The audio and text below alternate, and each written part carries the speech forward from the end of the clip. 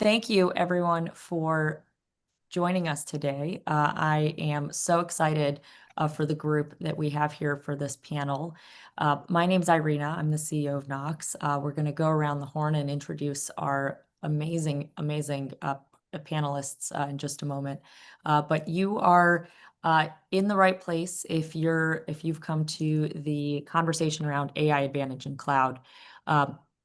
We all know that AI is here. We know it's moving fast. It's moving fast across the commercial landscape. It's moving fast across the government landscape, across every part of technology.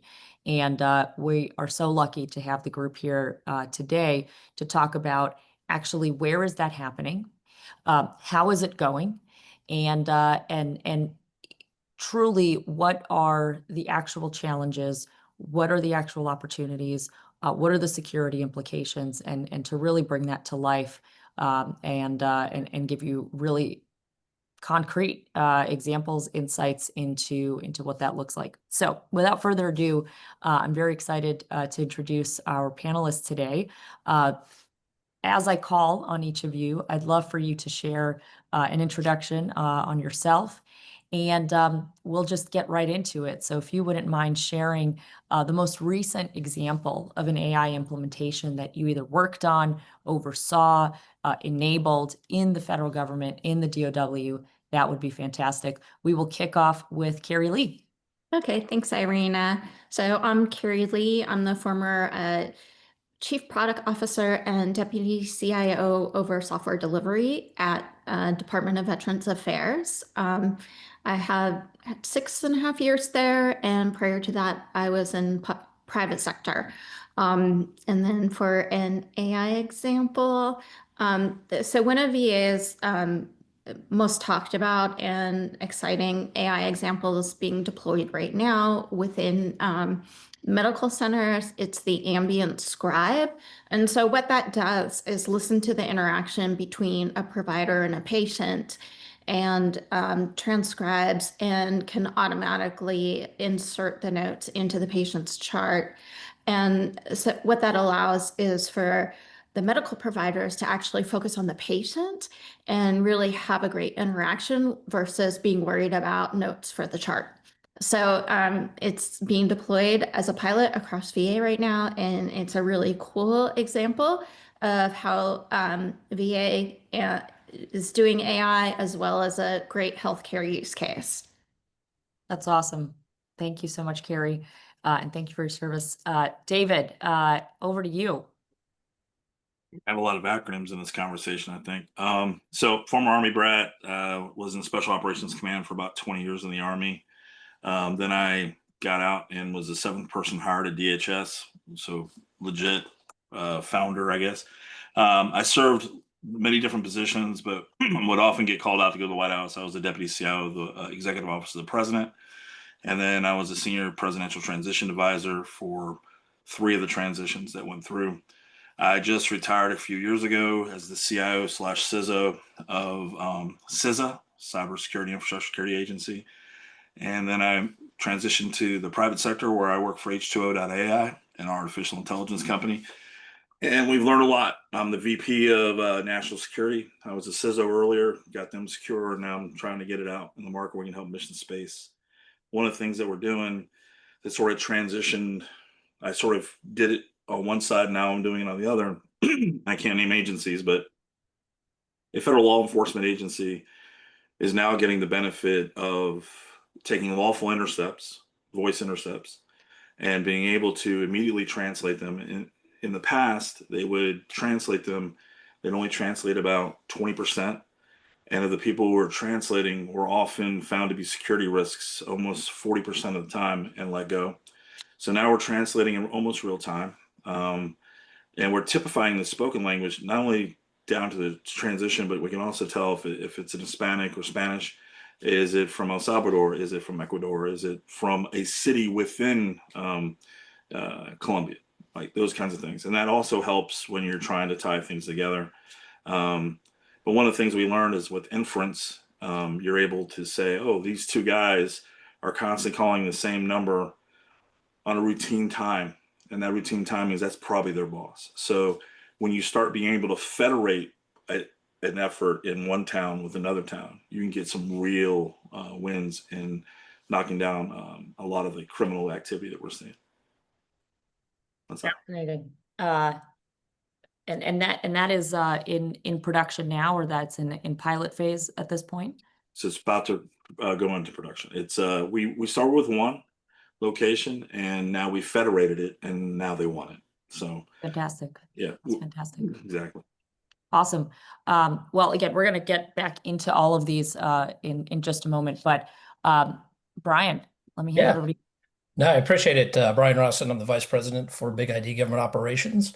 Like Dave, military brat. Unlike Dave, I tried to join and the Air Force did not want me because I'm colorblind, so I could not fly for them. So had to choose a different path. Went into the commercial side, owned a software company for several years, sold it off in the early 2000s, and really since then have dedicated my career towards trying to bring new technology to support our federal government, namely support the warfighter, but really kind of broadening out more to federal agencies as well. Most recently, I was at a company that was a robotics company, and we were shifting and doing a migration from ML really to agentic AI and trying to determine how we could leverage these robots to kind of make a little bit more of their own fluid decisions, make them give them the ability to kind of walk through the processes themselves and figure it out without so much manual intervention. And it gives us a very unique perspective because if you can ever see a kinetic effect to kind of a bad underlying data that you're trying to provide to these robots to perform an action, it's kind of comical to see a confused robot because they just don't know, what they're supposed to do with the information and data they have. So it gave a very interesting perspective as to really the importance of the abundance of data that you have and that cleanliness of data that underlies to really kind of what we were doing is building executable files for the robots to be able to follow. And it was a struggle to do. And that was most of our contracts were Department of War contracts for on the supply chain side. Yeah, the integrity of the data is I think now heavily talked about, but it doesn't mean it's a solved problem, not even close. So we're gonna get into that in a huge way. Last but not least, though, I'm so excited to have Stephen here. Stephen, let me hand it over to you. Yep, thank you, Irina. Hi, Stephen Gatchell from Big ID. Been here about 3.5 years, the VP of Data and AI Strategy. What that tells me is I get to play with all of our customers in the space around AI, and I have a good AI story on the commercial side, at least. Prior to this, I was doing data strategies as well as managing data science teams and governance teams across companies like EMC, Dell, and Bose. Most recent example of AI implementation is literally over the past week or so. There's a MCP server, Model Context Protocol server, that allows things like agents to talk to each other, either within your own company or even cross companies.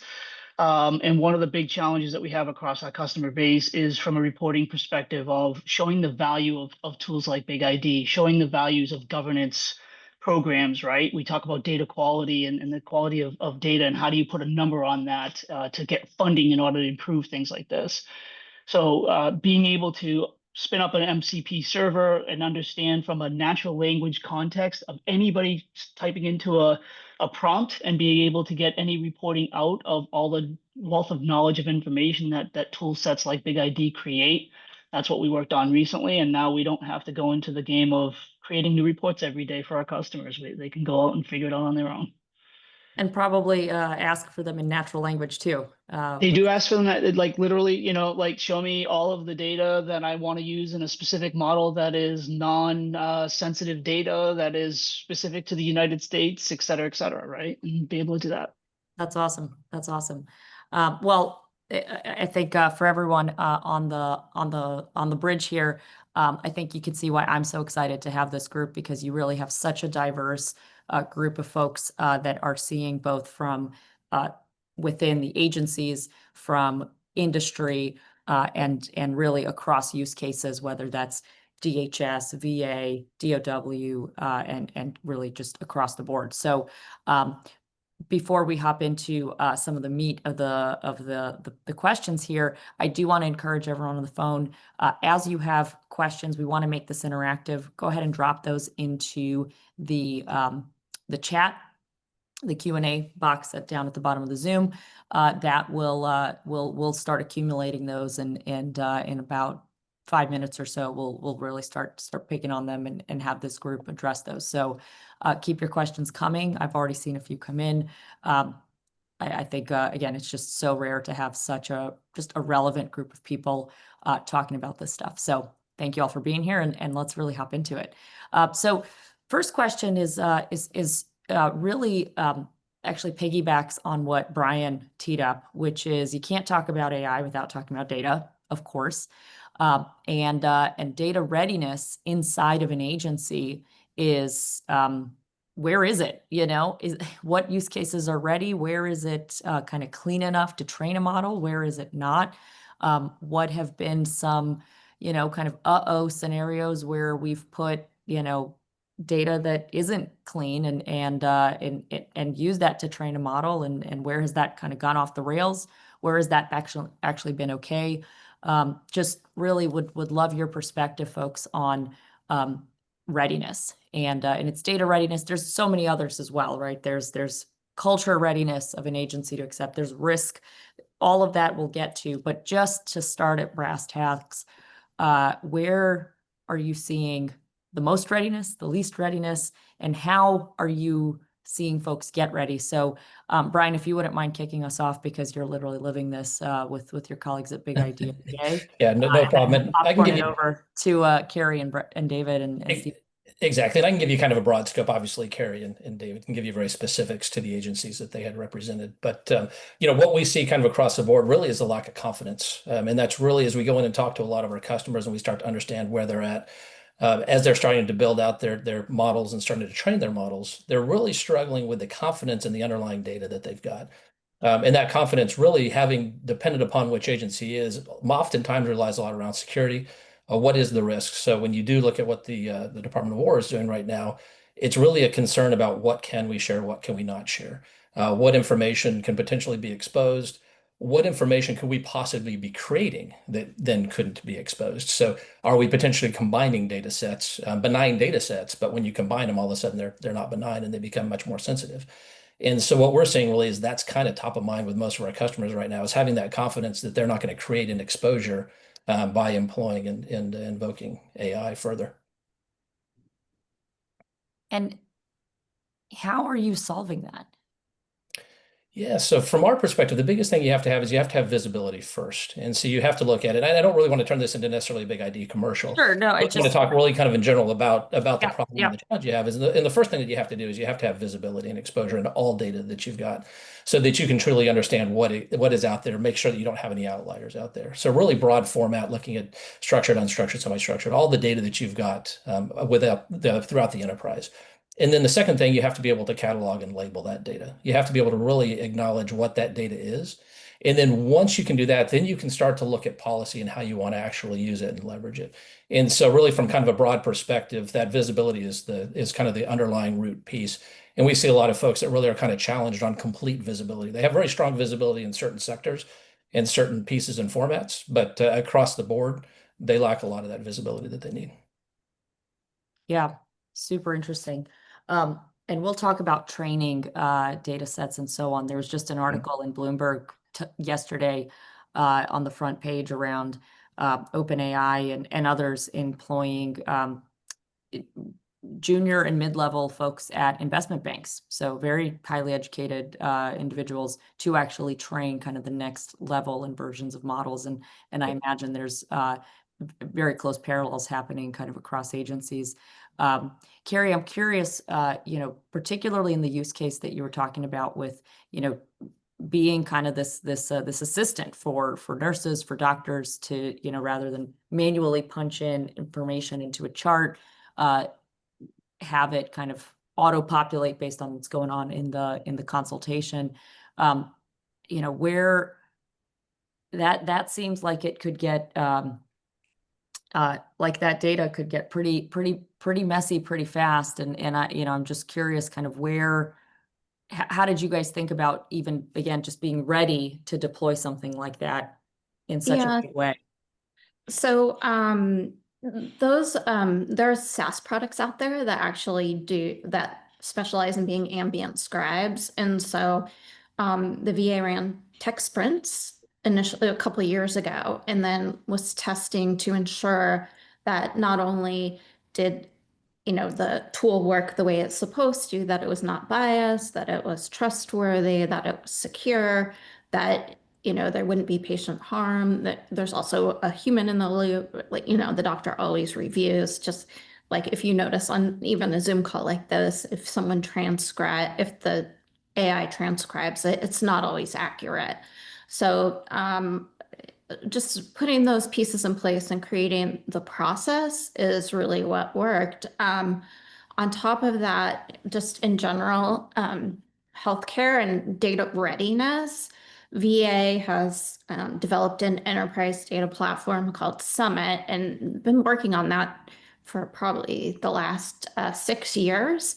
And they're modernizing their legacy health data warehouse, which is the CDW, which is the largest health data warehouse in the world, and pulling all the data into Summit, as well as adding data sets from the various different domains within the VA.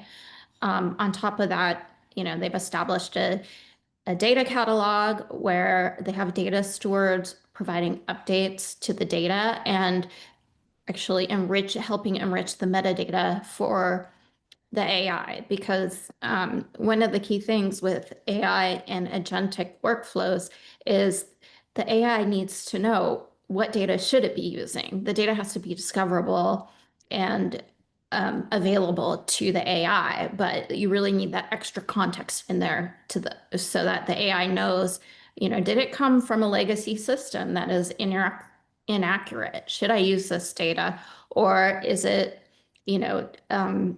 great data that is actually for my purpose?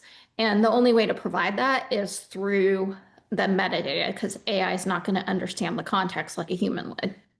Another thing we were doing is creating knowledge graphs of our data so that we can look within specific domains or even across the enterprise to see, are there outliers that could influence create bias within a workflow, or are there gaps in the data set so it's not complete, and that could skew how the AI models actually work. So working all those things took years, and it is key to actually having your data ready for AI.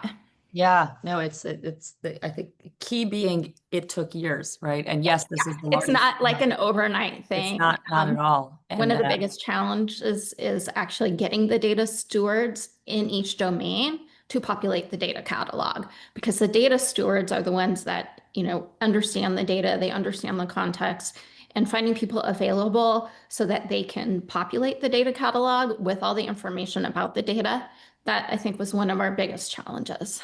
You almost need an AI to first do that. And then, David, you are very, very close to a lot of the policy that's being drafted right now on, okay, great. We've cleaned the data. That's throwing away or dismissing or, oversimplifying a very, very, very large effort that is still ongoing for every agency in one form or another. But let's just say, okay, that's done. Now you're deploying agents. And now you need a framework to understand safety, security, bias, all of it. Can you talk to us a little bit about FITARA and all of the kind of places where you're plugged in, what that's looking like, how that's evolving? Sure. I'd love for the rest of the group here to start to react to, okay, these are going to be the rules. Do they even make sense, right? Are we going to regulate math now? Like what's going to be happening in the next few years? So for me, it feels like deja vu. It feels a lot like the first time the FISMA scorecard rolled out with FITARA 1. 26 to 50 criteria, many of which were not math, they were opinion, those kind of things. And people, some agencies that may not have the best security would accept all the risk and become green. So when I got out, one of the members of Congress reached out to me and said, you yelled at me about the last one, so come in and help me with this one.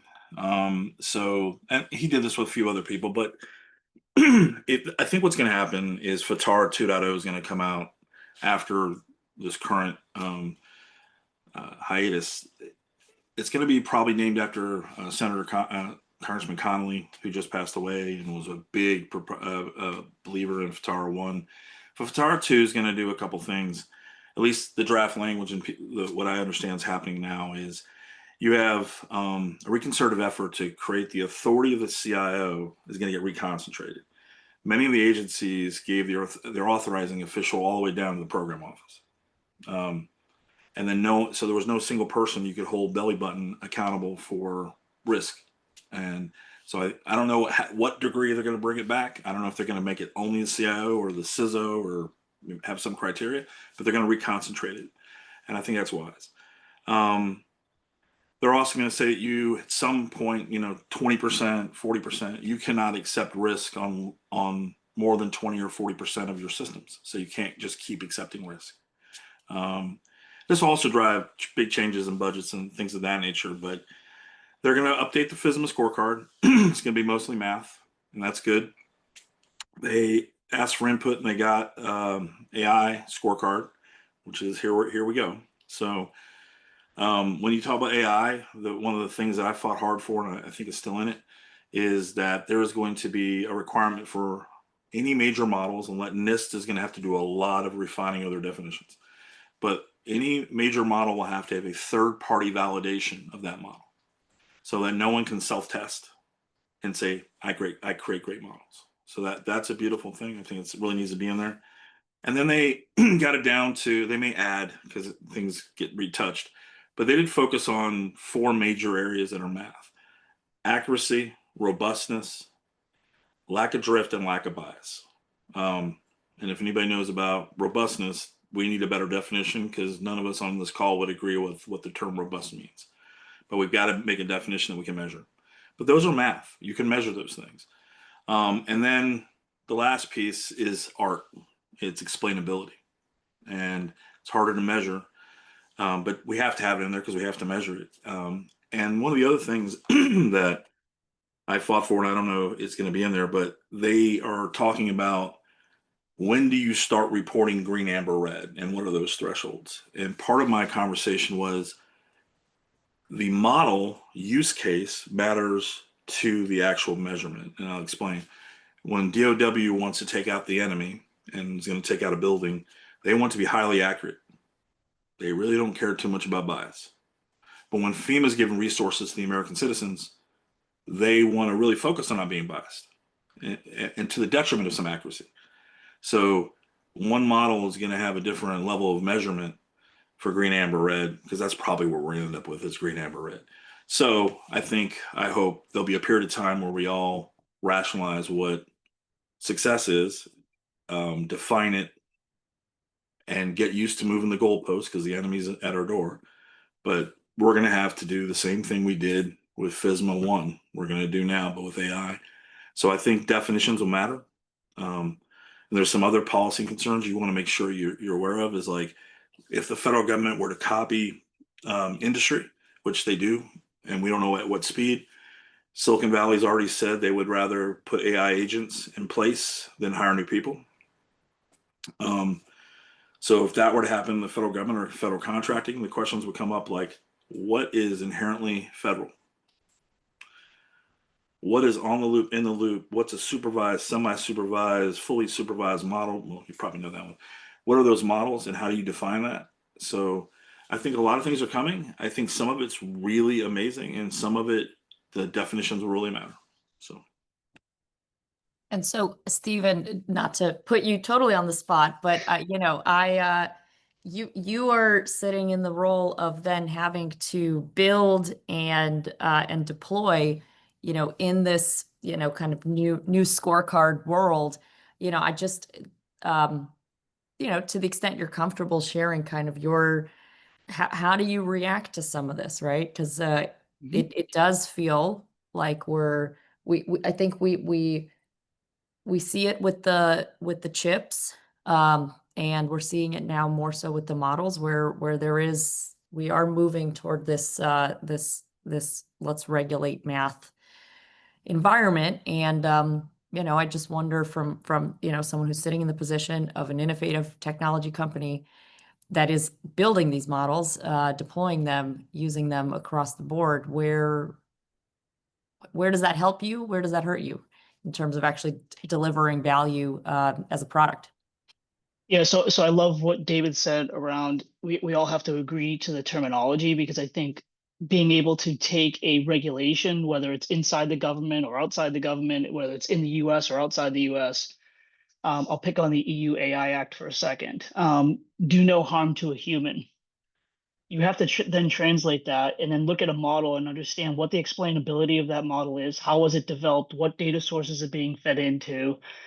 There's this little nasty term called lineage, which from a data perspective, the industry has never done well, and now we're expecting to do it well in AI models. And then translate all of that into the regulations that people are talking about. And then you have to figure out, like, what does that mean legally? What does that mean from an internal company policy?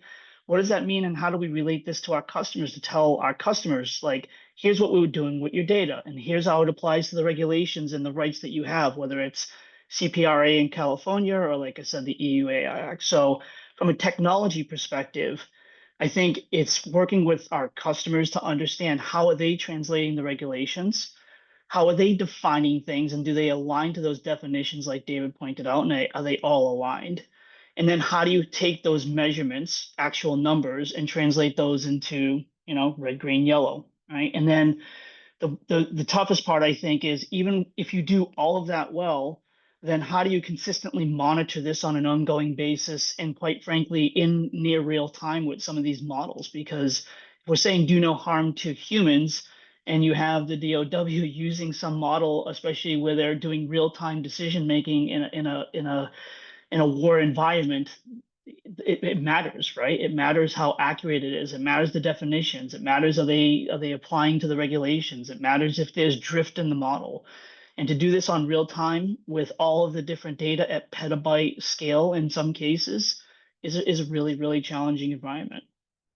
Well, and especially when there's a great question in the chat that I'd love to just open up to the group because it's so relevant. I'm just going to read it directly, but great question from someone in the panel. I'm sorry, in the chat. So the government often requires testing and evaluation in extreme environments such as electromagnetic interference, GNSS, denied environments. What are the challenges ahead for companies preparing for gov environments, and how are platform solutions preparing to support technologies that are inherently disconnected, disrupted, intermittent, and low bandwidth, which, again, just really piggybacking off of that point, Stephen, it's hard to do when you have all of the connectivity and you're hardwired in and you're, at the Pentagon. It's a totally different thing to do it in these environments. So, Brian, I don't know if you want to pick that up, and then we'll volley it to the rest of the group. Yeah, no, that's really one of our biggest challenges that we have as you look across different agencies, and especially more of the sensitive agencies that we work with. Those disconnected environments pose a huge challenge for us. Obviously, if we could go into a SaaS type offering, which is what everybody wants to do because it's a lot simpler for a vendor to be able to manage that. Unfortunately, that doesn't cater to all our customers, and so that kind of off-prem disconnected environment, we now have to figure out, one, how do we even do simple things like updates into those environments, which makes it very challenging to do. And then the second thing you have is the data sources that need to be consumed and ingested into those environments. Where do those data sources live? What are those AI models actually going to be leveraging for data sources? Sometimes that sits outside of that disconnected environment. And then how do you take that information that's sitting outside of that environment and then be able to leverage it within that environment?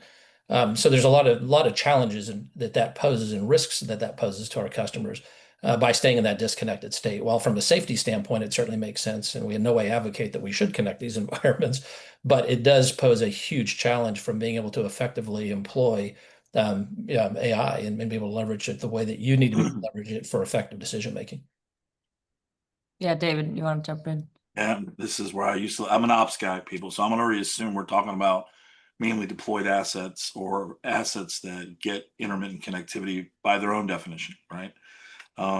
Like FEMA, we're going to get, the conversation always goes and ends up with minimal viable product.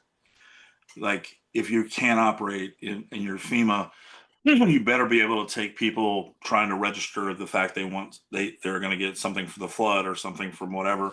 It doesn't mean that they're going to get an immediate answer. It doesn't mean that they're going to get all this information. It means that we're going to get the minimal thing so we can stay operational.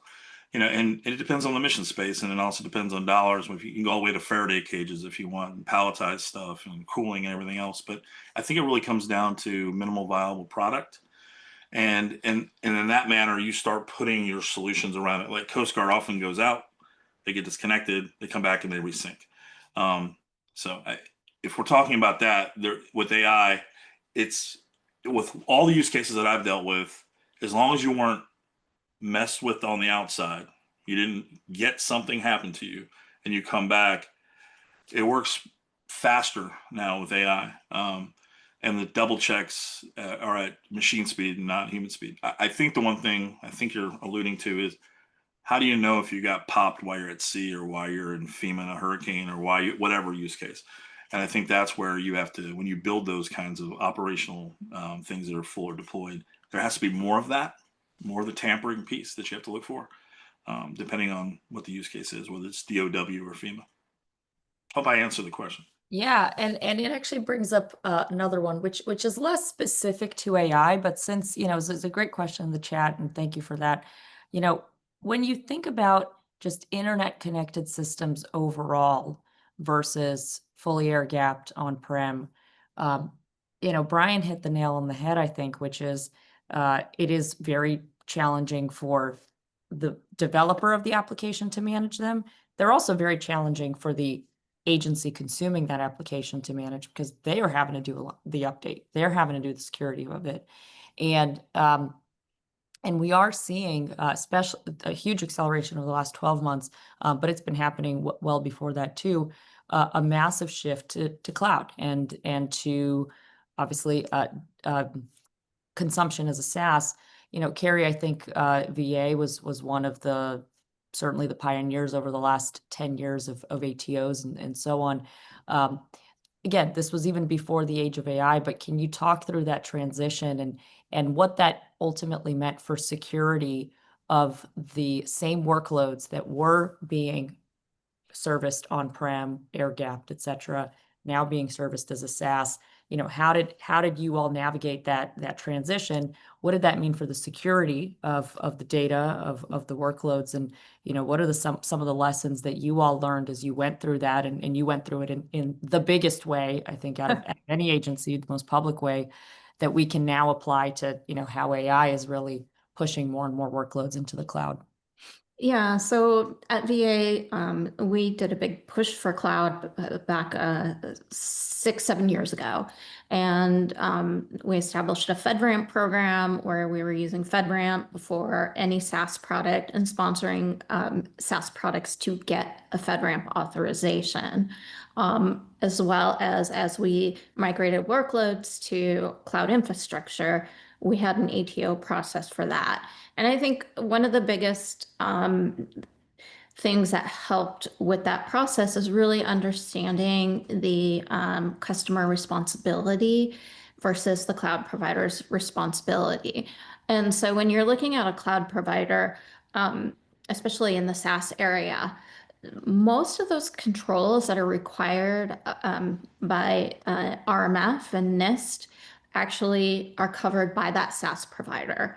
And on the agency level, there's a lot less work to do, but on the cloud provider, there's a lot of work to do to get their FedRAMP authorization, which they have to, document the controls, develop a security plan, as well as have a third-party assessment organization assess their system, do pen testing, etc., to develop a security assessment report that then the agency takes back and reviews.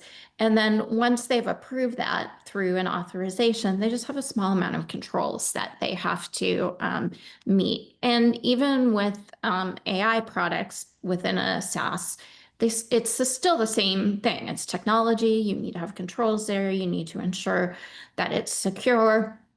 And so I think a lot of the commercial models that are out there and are being used in SaaS products are, trained already, they've been verified, and they've been authorized. And so from a VA perspective, we would look at most of those as, oh, we can use that because it's already, it's using a OpenAI model or a Claude or something like that. So So we looked at that. And then another piece of the puzzle is with AI capabilities now, it makes authorization and monitoring and continuous assessment of your environment much easier. You don't have a human going to create spreadsheets and manually checking and taking screenshots. Now you can have AI constantly checking what is the risk profile of your system, what is the security status, and that's just going to change the game with ATOs in general and allow agencies to authorize things faster and give more comfort in the security posture of any system. Yeah, super interesting point. We touched on this a little bit, but how do you all think about then, obviously totally makes sense, right? You've got this incredibly powerful tool, so you can use it to obviously monitor your cloud environment, monitor you could use it to monitor your on-prem environment for vulnerabilities, etc. How do you all think about prompt injection, model poisoning, etc.? There was just the start to, I think, many publications and research papers coming out of Anthropic around this topic, and at the end of the day, I mean, they didn't have there was no silver bullet that they identified, that at least I could see, that said, here's the answer to this. It's an ongoing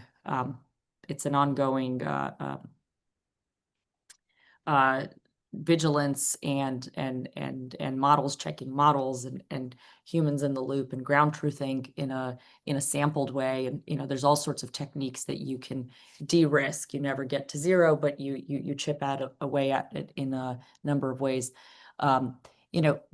Over to the Big ID team, Brian or Stephen, whoever wants to take this, or maybe a little bit of both. But how do you guys think about that? We've talked about this from the policy side and the bias and so on, but just straight malicious poisoning injection. How do you guys defend against that? It's why we exist, to be quite honest. Fair enough. And I'll let Stephen address, because he can address it much more efficiently than I can. But when you really look at shadow AI, a lot of the things that our customers really have to face as they rush to employ AI, how do you keep the environment safe? And it's really something that we stay awake at night trying to figure out. And I'll let Stephen kind of speak to that a little bit further and some of the thoughts on principles of that. Yeah, sure. So look, I think with AI, the attack surface is increasing, right? It's not only from the number of applications, like a prompt as an example with a prompt injection, but it's also increasing with the number of users. It's no longer just technical people; it's everybody in the world that's using these things. So I'll talk about the non-technical first, and then I'll get into the technical. I think on the non-technical side, just as most companies and governments do today, they have yearly security training, right? And it's a thing everybody has to do. And if you don't do it, your boss is pinging you and saying, "Why haven't you done it yet?" I think we have to have the same thing on the AI side. We have to understand the risk associated with what are you using, how are you using it, what is the different risk landscapes that you're talking about, whether it's internal. Whether you're creating your own models that's only trained on internal data, or you're going externally from a public perspective, right? Those are two very different risk landscapes. And people just don't understand that. They're just going into a prompt and they're typing something and they don't care if it's internal, external, they're just doing whatever they want. So that's one piece. On the technical side, I think there are capabilities that are being developed and have been developed, but they're not quite there yet to the point of the conversation, where you can identify like inline what that risk landscape looks like. So as somebody's uploading a sensitive document, a PDF file or something that has secure information in it, you could actually block inline for that user to say, you're not allowed to do this, and literally block it, right? So the technologies are in place now where we're starting to see those in productions to actually help with this, both on the input, but also what doesn't get talked about sometimes is the output. So it's great that you scan all of the knowledge-based systems that you're training and fine-tuning these models on and taking all the sensitive information out that you don't want in. That's cool. But an LLM can actually create new information. That's what generative AI does. So having the ability to combine information could potentially output sensitive information as well. So you've got really two risk areas. You've got the prompt by an individual, let's block it there, be in line to the prompt. But then you also have the output of the LLM and making sure that you're blocking that as well. So you have policies in place. You guys talked about NIST already and the standard of that framework. How do you comply to that? So you have really near real-time compliance alerting and so forth. You have near real-time blocking on the input and the output of it. But in the end, to your point, you can only block the majority. You're probably not going to block it all.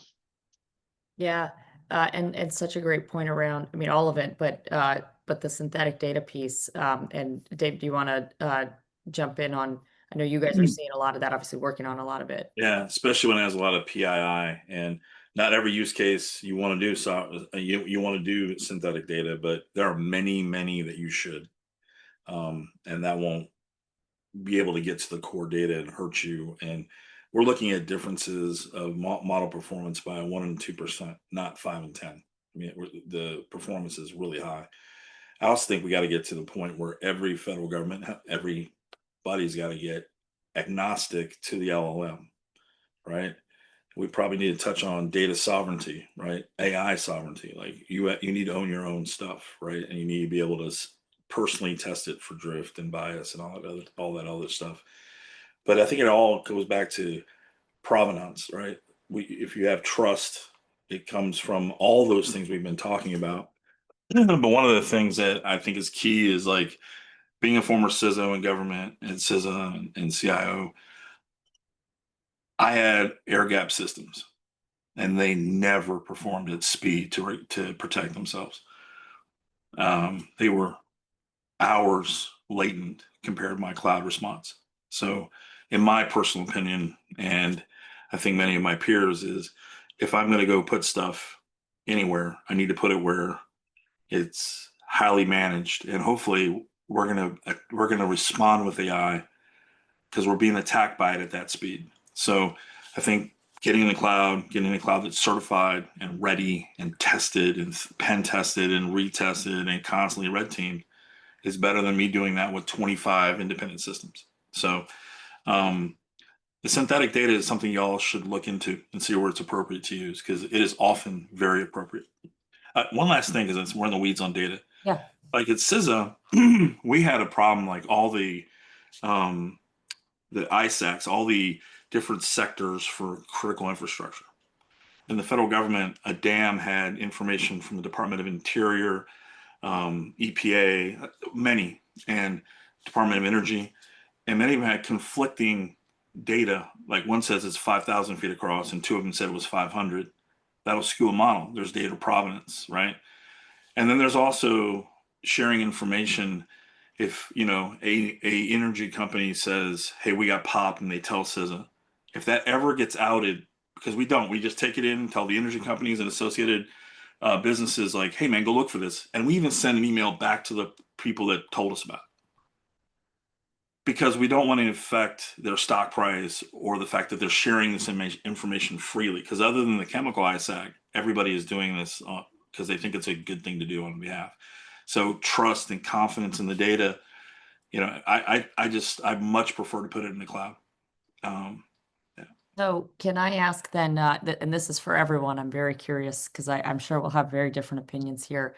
We've talked a lot about the data and the preparation of the data and what you can, and synthetic, obviously the kind of legacy data, cleaning it, and that's all one bucket. You said something very interesting, David, the actual models. So we've got two groups of models right now. You've got closed source, closed box, and then you've got open source models. You've got Llama, you've got Mistral, which is out of France. So even kind of within the open source community, you have, obviously Meta's is headquartered here. And now you've got open source versions of, coming out of OpenAI and so on. I am very interested to hear, because everyone here is consuming models within a private sector organization, multiple models within obviously agencies. How are you all thinking about what's appropriate for what use case, and where do you trust it versus where you don't? And also, even for an open source or a closed box model, the kind of provenance, and I mean just geographically, caring whether it's a U.S. company, obviously, versus not, particularly when it's open source, and it's kind of like, well, it doesn't really matter where it's from. It's an open source. Just would love to get your thoughts, Stephen, if you wouldn't mind kicking us off, just because I think you're living in it day in, day out, and then we'll go to Carrie and just kind of down the line. Yeah, sure. So look, I think each one of the companies that you talked about, and there's 1,000 of them these days that are creating these models. You have to look at what their security structure is. So some will literally say we're going to use your data to train our models, and others will say we're absolutely not going to use our data. There's some models that have the capability where you download it into your own environment and then training on your internal data, and there's no feedback to mothership, so to speak. So I think one, understanding these third-party models or these foundational models, what is their security structure? How are they using their data? You actually have to read the policy, unlike we do on our iPhones or whatever. When we download apps, we just bypass that policy typically, right? And say, yeah, I accept everything you say. You can't do that. That's one piece. And I think the second piece is, I love what David said about synthetic data, right? So not every model needs real data. Not every model needs personalized or sensitive data. You can have concepts of aggregated data. You have concepts of synthetic data that will really reduce the risk. And if you're working with your data scientist to understand what is the business use case and what do you actually need to have that model perform and do what you want it to and fit for purpose, if you will, then you have to have that data architect discussion. And I don't think that happens a lot. I think what happens is a data scientist gets a model that they need to build. They go out and they find the data and they build the model, and there's no data architect discussion. And I think that needs to happen. I totally agree with Yeah. you, Stephen.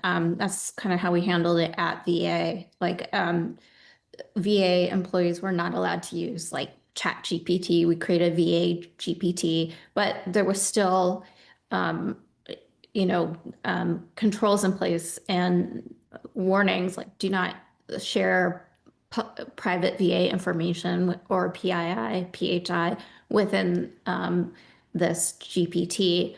But then we had our own models where we would train it on our internal data, and those would be like self-hosted versus like going out to a public thing or, a SaaS product that had been, you know, the the security controls were validated and in place. So I think it depends, and I totally agree with you that architecture makes a big difference, and how you are like whether you're passing information back to some of those foundational public models versus the like your own version of an API, it really makes a difference.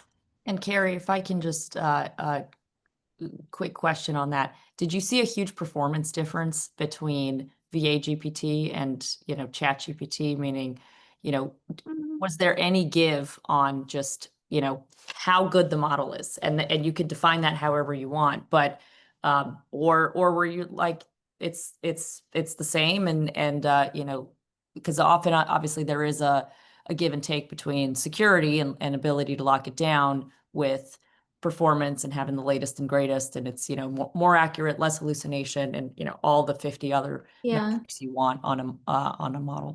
So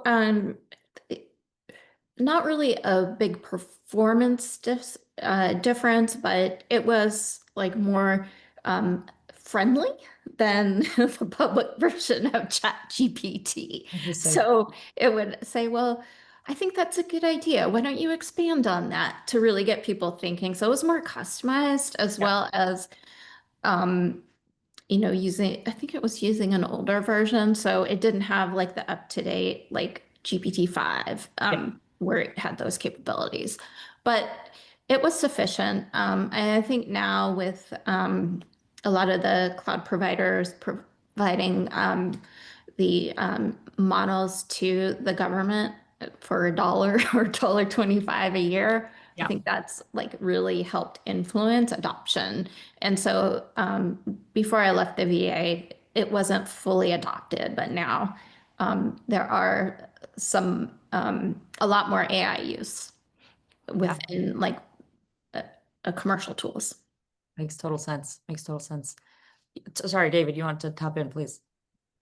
You are muted though. Yeah, I had a different experience when it came to models, basically for use cases, right? Often,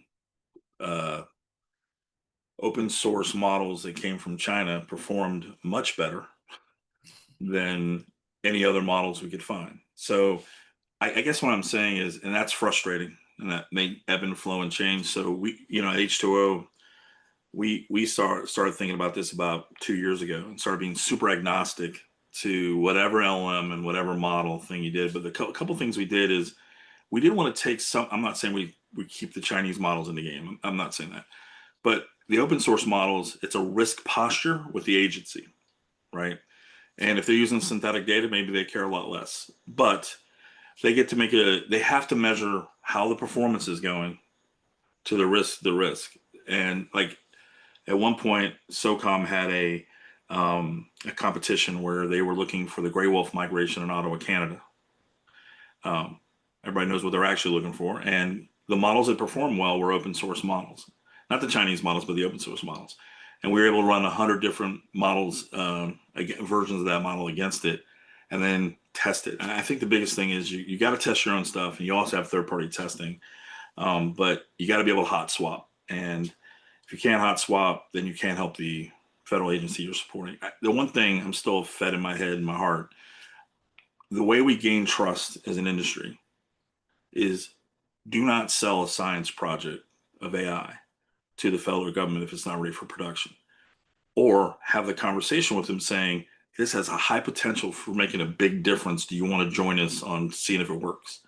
Please have those conversations, because if any of us in this industry blow that trust with the federal government, it's going to put us back quite much for the trust part. Well, and that's actually a really good point, Dave. And that actually, I'm going to put Irina in the hot seat real quick as well, because as a vendor, that's the challenge we have is there's a lot of really good commercially viable technologies out there for safety and effectiveness of AI, deploying AI models. So the question that I have now is, it's a huge investment and it's a huge time commitment. So there's a lot of great technologies that the federal government just can't have access to because those organizations just can't make the commitment and aren't in a position to be able to do it.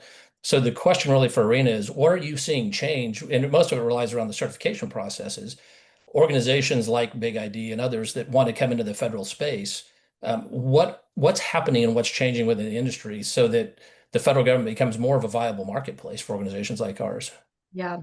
Yeah, I think and thank you for the question, Brian. And really it's actually something that Carrie mentioned just a little bit ago, which is one of the biggest places where we're seeing the federal government and the DOW embrace AI is actually in monitoring, in continuous monitoring, in assisted remediation, speed to remediation, right? There's still a human in the loop remediating. And that, in the world that Knox lives, right? Knox runs the largest federal managed cloud. We host the production environment, the federal production environment for Adobe, for Celonis, for OutSystems, for many others. And we live it every day. We use, first of all, we use commercial off-the-shelf, best-in-class tooling from CrowdStrike, from Wiz, from Tenable, from Burp, you name it, to continuously scan our environment and scan every single resource. The really cool thing about AI, and again, I think the federal government, we're lucky that they've really fully embraced this. You can scan everything all the time without sampling, over and over again. I mean, it's true continuous monitoring, and you can only do that when it's cloud-based. And two, we're able to orchestrate across all of the environments that we run, and to understand, in our case, congruency with NIST 853. But there's others doing great work in the intelligence community, the top secret, et cetera. And there's lots of folks doing great work there. Long story short, really what we're seeing is the federal government embracing the fact that at least in cloud, which is where we live, at least in cloud, AI is a phenomenal way to see everything faster and remediate it faster, and do it the right way without breaking everything else in the process. And so that's why things like FedRAMP 20X is fully leaning into that. The updates to the RMF on the DOW side are leaning into that. CISA is leaning into that in its own way. It's all, really against the same thing, which is if you can sit in a trusted landing zone, like a Knox, and there are others, it's a very logical way for an agency to consume products that they otherwise would not have had access to, because they can trust what they're consuming. So I've seen it be a time warp for especially small companies trying to get into production and give really amazing mission capability to the federal government, and like things like Knox are the only thing that's going to get them there. So awesome. Well, folks, this was awesome. I first of all, I learned a ton about where this, this amazing, obviously, technology revolution is actually happening across DHS, across VA, across HHS, and just a number of just real, actual in production use cases that are happening right now, which is awesome. And thank you all for all the work you're doing on that. And thank you all for being here. We had some great questions in the chat. And with that, I want to thank all of our panelists, and we'll give everyone back 2 minutes of their Thursday. Thank you so much, everyone, for joining. Is this where you sing to David, though? Happy birthday. Yeah, that's what I was going to This say. is where Don't we're going to forget. sing happy birthday song. And yes, happy birthday to David, and happy anniversary. And again, thank you all for joining. thank you. Happy birthday, David. Thanks for having us, Irina. Take care. Yep. Bye. Thank you.